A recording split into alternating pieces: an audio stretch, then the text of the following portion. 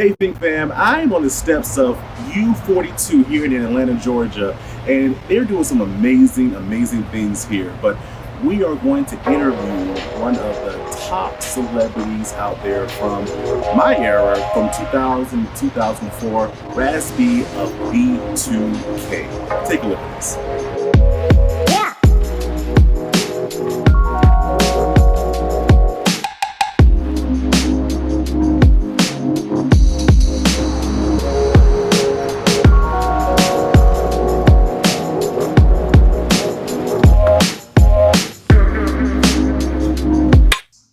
Welcome back. We have a little side show, so we're gonna start this off correctly. Somebody lost all the footage. Somebody corrupted all the games. With my team. No, just playing. So we're here to do this shit again. Because Raz has said that he wanted us back because he wanted to see us again. Nah, no, he wanted to do y'all wanted to do a boner. I said come down to the office. But it's a pleasure to reconnect with you. It's good to see you. Yeah. Literally, I tell people out here like, oh, brother. Oh, what? Like, for real. Oh, that's love. I mean, you treat people the way you want to be treated, right? So, and that's what I do. You know, you do it so well. That's Yeah, why you have a cool group around you. Yup, it took some time to really, you gotta learn how to like take your space. And sometimes you can let you wear your heart on your shoulder. And what that does is sometimes it can blind you from seeing the toxic people that don't need to be around you, that are actually like sucking the life out of you versus adding more value to you. So when you can, the faster you can learn how to like waste less time with people that are not adding value or substance to your life, you'll find yourself in those circles that you want to be in because there's nothing but constant elevation. Well, people know you though as Raz B. Right. Big Raz B, you know, the superstar. Hey. Who is Raz B for real? Describe him in 3 words. Loving, bold, relentless. Wow. I look at my growth and my experience on the earth, 36 years that I've been here, and I look back at myself and I'm proud of some of the decisions that I've made because even when it doesn't look like you're doing the right thing, you have to keep like 10 toes down and stay on your square and just kind of like let the storm settle. So I just look at just different, milestones in my life, whether it be, meeting Michael Jackson, which was a dream come true, being a part of one of the biggest groups of this millennium, you know what I mean? So I look at these things, I have family members that had drug issues, and I was very instrumental in helping them get off drugs and being able to have the funds to be able to put somebody up, things like that. So, yeah, man, yeah. You gotta be bold. You gotta be brave. You can't be afraid to be a leader. You know what I'm saying? Either you're a leader or a follower. And true leaders, they're willing to go off on a deep end, right, to send a message. And I like to use Jesus for a reference. He painted a canvas so big with his blood to send a message. And for those that follow, his teachings and way of life, which is pretty cool because he taught about self. And he said there will come those that do greater works than I am. So I look back at stuff like that. He's not trying to make it all about him. It's how they try to make it. He's basically trying to give you the game. You know what I'm saying? So I was like, all right, so we're going to keep it light, keep it simple. But yeah, all those things. I mean, I think I'm grounded in those things. And those things are of love or truth. How long will it take you to really find yourself? Shit, you got to lose yourself to find yourself a few times.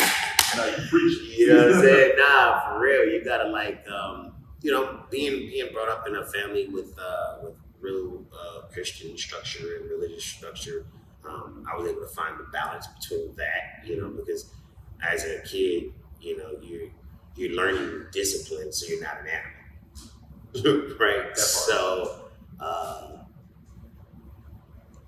seeking you shall find, right? So it's really about learning. It's really about self-knowledge. The more you learn how to move with integrity and grace and with joy and love and kindness, you have to define what type of person you want to be. If I'm yelling and cussing motherfuckers out all the time, yeah, you'll be around. But the moment I turn my back, You know, so it's like I want people to be able to like love me when I'm, you know, have that whole, you know, somebody say, you know how Raz is not. They don't say none of that. Yeah. Raz is dope. That's my boy. You know, and those good seeds will make people genuinely do that. And if you say something bad about a person that we all know is dope, people gonna have your back. Yeah, always. But you talked about your a little bit about your foundation, right? The games. Were you always the child that was out front doing talent shows? That's a good question. Performing. When I was a kid, I mean, my mom said I was pretty outgoing. So she said I would always be like in the Mexican store, be like, "Yeah, Dolores, abidi-bidi-bamba, So he's never afraid to. You did that yesterday. Yeah. Hey, I was never afraid to just jump out there. So I've always been outgoing. Definitely did some talent shows with my brother growing up. Ran off stage a few times. That was pretty cool. But all of those things actually built the, the courage to be able to stand in front of the people. It's not even just performing, but to be able to stand in front of the people. Like there's a bunch of other spiritual beings here. You know what I mean? They looking at you like you better say the right thing or sing the right thing or do the right thing because you're being judged at that moment. Well, what you're wearing, but as a kid, it's always cute. But that, and my mom said I remember she said, Mario would buy all the girls at the ice cream truck ice cream. So, she said I was always kind, generous, always sharing, and I was like, and those characteristics follow me in life, and I think there's nothing bigger than giving. You know what I'm saying? Giving your time, giving your love, giving your compassion. Gotcha. So is Mario the same as Raz B? Are they the same people? Essentially. Yeah. How they different? I've never been asked that question, but I mean, I think there's different dimensions, so they're different, they're compartmentalized. But when you're just authentic of who you are, I mean, the stage name Raz B. We just, shout out to Dave Scott, get well, brother. Our choreographer, we've done all of our choreography. He actually gave me my name. So we kind of made it, Raz B. That's kind of where it came from. And I was still me. Just because people call me Raz B, people may take the name Raz B as a persona, because that's what they knew. Same person that's dancing, same person that's cracking jokes. It's just essentially the same person. So I would like to think that they're same in a lot of ways, but I also feel that there's, the persona of, fuck that, excuse me. People you either got integrity or you don't have integrity. Right. You either humble or you're not humble. Whether your name is this or whether your name is that. So I just think it really just comes down to who you are as a person. So I really think a lot of them are the same. I just feel like maybe there's certain perks that come with Raz B, but that Mario gets to benefit from. Oh man, but you were a part of one of the most phenomenal, iconic groups of all time, E2K. How did that even start? Where did it come from? Oh, that shit sounds like a bunch of gas right there. Like, I just. But it's true though. But what if I think we did our thing. In this generation, we're the boys of the new millennium, right? So we definitely came here and made a mark. And for me, I'm happy just to have been a part of something that I love. It was my dream. It was really cool that my dream actually came true. And you don't really realize what you're doing. You don't really know you don't know the impact that you're having on people. Because you're just doing it. Yeah, because you're just doing what you love to do. You're doing your dream. And you know what I'm saying? So it's kind of like, you look back now and you say, wow, I've impacted so many people. Oh, this is why somebody would say this is iconic. Or this is why somebody would say this is legendary. Because there's so many people that we inspired by simply looking at it and saying, yo, I can do that. Versus having a hatred energy. They're like, yo, them boys dope. They from the hood. They out there killing it. So with that being said, for me, it was really important to always stay humble. You know what I'm saying? Because I get a lot of great compliments, but I don't want to be worshipped or praised as a false idol. I'm your fellow brother or sister in Christ. You're not my fan. You're my supporter. Thank you for believing in me. Thank you for supporting me. Keep it that way and you straight. So you talked about your support, right? You talked about not having fans support. how has your support helped you these many years? Now, how does it still help? Well, I got to a point where I feel like people didn't support me. I felt like at a point in my life that, especially when the controversy came, you get a chance to really see the world. But just because you're looking at the media, that doesn't mean all the people that really do care for you feel that same way. Yeah. So I feel like my support has always been there. But then you wonder, like, well, who's going to actually reach out and intercede for me, right? You know what I'm saying? Which human being is, I know, for example, I know when Chris Brown and Rihanna was going through their situation, right, the Diddy's and the Jay-Z's and certain people, they reached out. Of course, there's a lot of money on the table, but I never had that support because it was such a close-knit family business type situation. Yeah. It just confused everybody. You know what I'm saying? And I'm just talking about my controversy, obviously. Right. There's no elephant in the room. You know what I'm saying? Raz, yeah. I've had amazing controversial story in life. But, I just really essentially think that that's people's private business that gets into the public's eyes. And it seems like people focus more on, I forgot your question, bring back, but I feel like more people focus on people's personal life than the art of the support of it. But yeah, within that, I started to see a change in the recent years of overwhelming pouring of support from media, from the people. It's about the people rising up and speaking, So the support has always been.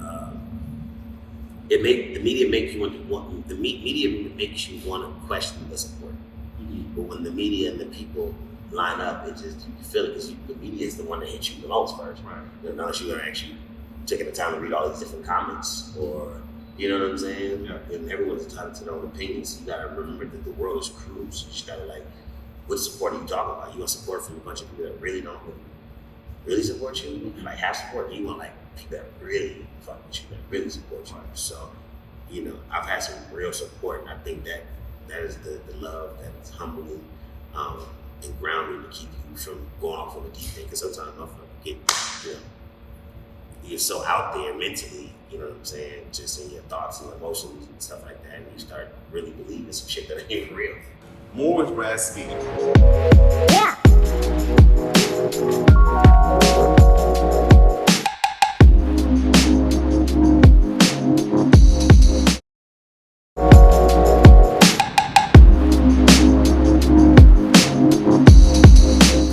But you mentioned those dark times, right?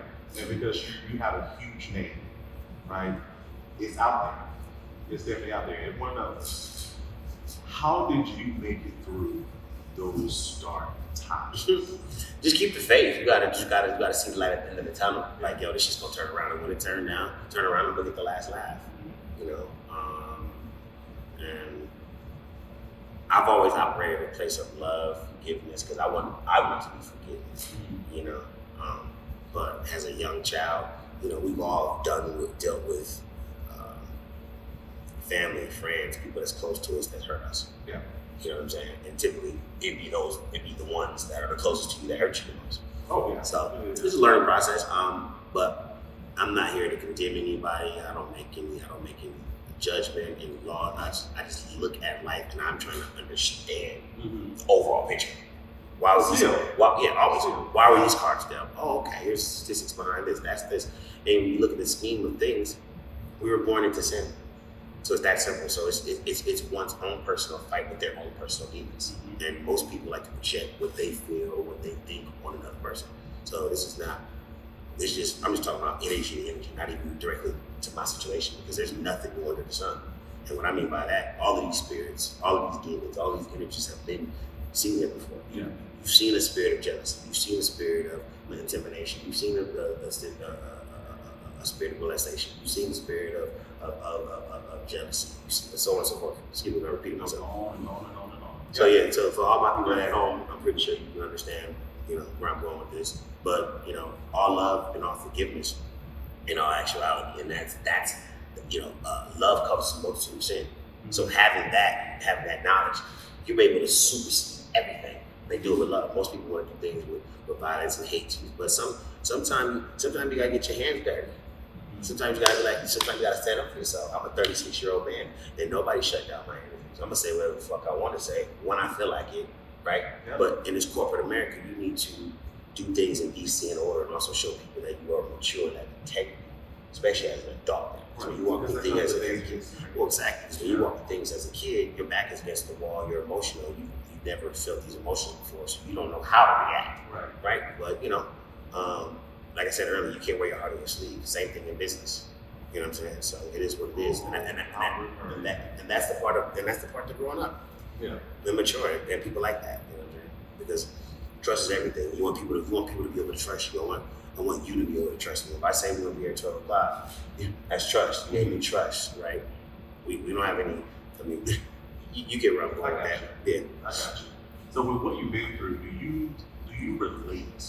If people actually relate to your story, what you've been through, do you consider yourself an advocate for that? I don't know if I consider myself an advocate. I mean, that's one of the things that ties back into earlier. Like I said, you being strong, but you know who else you inspire, right? So if that's a title that someone wants to give you, okay, you let the people give you that. But me, I'm just there. That goes back to the legacy and the iconic stuff and the legendary. When you just work, you don't know what you're doing, right? So I'm just going through what I want to get to the light at the end of the tunnel, and I feel like that's overshadowed. That story has overshadowed everything that I want to do. That's why I was like, you know what? Let's do a book. Let's do a documentary.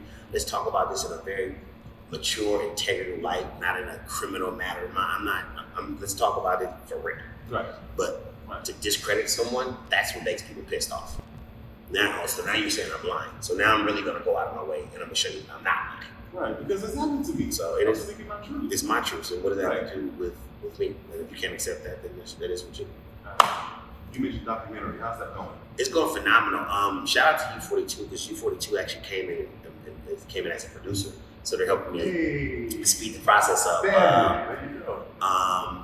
It's my life. It's my Bible. It's going to be documented. You know what I mean? It's going to be a visual. It's not just something that's written. That's going to roll up in a scroll. It's something that could be a digital cloud that people can say, hell, you know what? I want to see what this B2K was about. Oh, okay. Raz, he stood out. Oh, he was ahead of his time. Oh, this is a story. Oh, he told it. I just want to be able to connect all of the pieces where they were broken back. And I think that's pretty cool. So it's going phenomenal. We're in the development process. It's really from a journey from a boy to a king. It's what my story is. And it encompasses the different chapters in life that we walk through as adults, with adolescence and so on and so forth. And it allows for the world to finally hear me on the platform that I would love for them to hear me on. And in my own words. You know what I'm saying? And fully mentally stable as well as conscious and can articulate what it is I'm trying to convey to the world. I got you. Projected time frame. This in theaters, streaming. Can I tell you this? Let's just say it's coming. About a year ago, I had some crazy steam on it. I've had major producers that's worked on major documentaries in the past few years, and a lot of them we've all seen. And it's pretty cool that in the development process, you want to make sure you have the right people that can help you tell your story. Yeah. Because we don't, So it was so important for me. I could have went with other companies for it, but the company I did decide to go with, they gave me full control. They gave me the money to do it, and it's a lot. and I own it. So I'm pretty much, it's very unique deal. And I think for me, it was, a lot of people like to sell a lot of their rights. That's what makes YOU42 very special. Because YOU42, you own your content. More with my homeboy Raz B in a moment.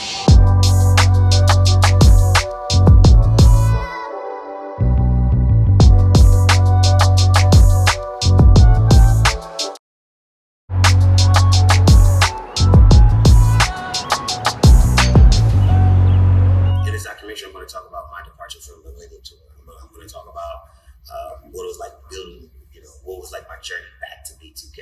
What was it? Therapy. Completely therapeutic. Because when I actually finished that tour, I essentially flew everybody out, did this record, and I was such in a vulnerable and a fragile space. I was able to make songs like Guidance. Say that I need guidance. I'm speaking to the Lord, I'm drinking too much. Hanging around the wrong people, just really finding a way to heal myself. And I think that's what Kanye did with his a lot of his albums, he found a way to heal himself. When you go through a lot of stuff in life, you know, the world coming at you. You know, you can do this with this. So completely, man, completely therapeutic. And I'm still excited. I'm so excited because we have a listening session coming up where I'd love to invite you out, where I get to sit there and hey, I'm giving you an invite right now. A great opportunity so I can just really just connect with people that genuinely support me and the ones that want to support me in the future going forward with my new projects on the road now. Because it's not just about the money. It's not just about, you know, going platinum. You know, we all like the hype and the accolades and all that stuff. That's cool, but when you actually can really touch somebody with your project, that's the real bag. You mentioned future projects. One of those future projects is YOU42. Yes. Talk about it. Tell the people. Okay, so about YOU42. yeah, well, I'm really passionate about YOU42. Y'all funny. I'm really passionate about YOU42 because it's a digital platform. The company YOU42 started as a gaming company about 14 years ago. They've done exceptionally well for themselves. Like we're talking about $1 billion level company. You know, not putting their business out there, but everybody's knocking on their door, from the Facebooks to the Apples and Disneys that want to acquire this company because they're doing something that's very remarkable and hasn't been done ever. They're allowing for content creators to upload, to own what they upload, own the content that you produce. Versus the model is to stop feeding. Chris Monroe would say, stop feeding the beast. Feeding the beast is uploading your music, not taking shots at Snapchat, Twitter, Facebook, you know. But I'm happy that a lot of these companies are starting to understand that monetization is everything because we can't just be working just because we use your technology. You can't take all the money. So we want our money too. We're doing the work too. It's almost like a modern day slavery. So here at YOU42, Chris Monroe, our leader, he's the leader in data behavior. He's built companies such as Sarah Lee, companies like Blockbuster. These companies today, just to educate people at home, these are companies that other big companies like Jeff Bezos, Amazon, Elon Musk's companies, now Tesla, Facebook, they use his technology. So we are, you know, definitely in the lead because we're also one of the first companies to be registered with the SEC, unlike with our cryptocurrency. So we're actually paying content creators for watching the ads. So we adopted the video game concept where we use microtransactions to make money. You give away 80% and you monetize another 20%. So let's say we give away we give away the first 5 minutes away for free, Jackie, and then we monetize on the other 25 minutes. Here, click, pay $1. Right? Or you can just give it away for free because now I'm paying you 50% of the ad revenue. Right? So not only do you get the 50% ad revenue, you also get to keep 100% of your monetization. Who does that? Nobody. So that's YOU42. Actually, I have my own digital platform where I have anywhere essentially from 150 to 200 people under my network, and I've reached out to some of my really cool influencer friends to help me build this platform. So I want to have great content that's curated for the you know, not just my fans, but most importantly, the ecosystem that they built here. Yeah. Because I can take a Raz B channel and put it on a Shaquille O'Neal network. Shaquille O'Neal, now we're sharing, you know, it's called cross-pollination. We're cross-pollinating. You know what I'm saying? And we're sharing an ecosystem. And I think it's pretty dope. And then we have this wonderful content creating now. I forgot to tell you, we're actually at YOU42. It's cool. It's real cool. So maybe we'll take y'all for a little tour a little later, something like that. But they're gonna give you exclusive. Oh, okay, yeah, you know. So I mean, and they provide a concierge level service when helping with editing, when helping with assisting with cameras and so on and so forth. So it's pretty cool. Like anybody else, like anything I was like any other thing. Use people, but don't misuse people. Right. So I know this company, they have this business model so unique. Eventually they're gonna get backed up. That's what I was like. I want to see. I was like, so you know what? I like this business model, but you know, like they say, this office, this place, this was created for us because YOU42, they only take 30% of that revenue. So that means that 30% pays the bills, and we get the whole other pie. It's crazy. A company made for us. I ain't never heard of it. Me neither. That's why I'm in it. And I'm excited to be launching the network very, very, very soon. Very, very, very soon. Because I'm excited because the Michael Finkley Show is a part of the family. Yes, they are. Congratulations. They really are. Yep. Hey, like you got it. We're here, y'all. We're here. And you've arrived, y'all. That's huge. Thanks to you, sir. Hey, man, I love what you're doing. You got a great team. I mean, look, your stuff is well put together, it's organized, so it's like, okay, no shots at YouTube, but you got to get 1 million streams just to get what, 35 to 4 grand. You can take something like this and say you can go make a clip, Jackie, and you can promote it on all your other social platforms, right? And then you drag everybody to the U42 platform where you can control the monetization, even if you just want to give it away for free. That's it. Even if you want to give it away for free, but now you have all your stuff, anything digital content, from a podcast to music distribution, and it's all here under one roof. We hear y'all. We've arrived. We've arrived. So you have so many other endeavors that's going on. What about music? What's next for you in that? If I really was to go in my bag, I'm producing a movie with Mark Brown. He wrote Barbershop 1 and 2. How to Be a Player, he wrote. We have a movie called Pump and Gas that's in development right now. And I got a bunch of film projects. But back to the music. I don't know. I'm always team Raz B is always team B2K. So I'm always on the phone. I'm always calling the boys. I'm always trying to see like, yo, what's up? What can we meet up? What can we talk about? Some opportunities. I know the boys got some music that they want to release. I know I got some music I want to release. So, but as of right now, I can only speak for myself. Of course. I definitely got something loaded in the clip. I'm planning a single, not a single release, but just a project listening session, but just for industry and the press and media. Like I said earlier, I would love for you to come out. You still went away. Yes, sir. And I really want to showcase me as a soloist. Right. So we'll see how that goes. But the music is already ready. It's ready. It's ready. It's dope. We just leave. I'll give you a clip. I'll give you a little clip so you can throw it up into this. Hey. You know what I'm saying? Some real exclusives. We like those. Yeah, man. We like those. We like those. We gotta have those. Always. So you talked about the business side of this. Right. Let's get more personal. Marriage in the future, kids, family man.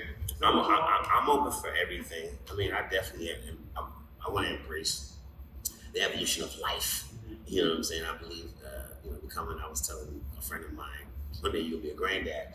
But having grandkids is a blessing because it brings many crowns. You can see and live life through them. So I'm definitely excited for that chapter when it arrives. I'm not pressing or forcing that. And I feel like some people feel like they need to do that because time is ticking. But let it come to me. As of right now, I'm building my foundation. And essentially that's important. Because once I got that, then I'll be able to add all the other pieces. Gotcha. Okay. I'll see this. Really nice. Raz with like 10 kids. 4 baby mamas.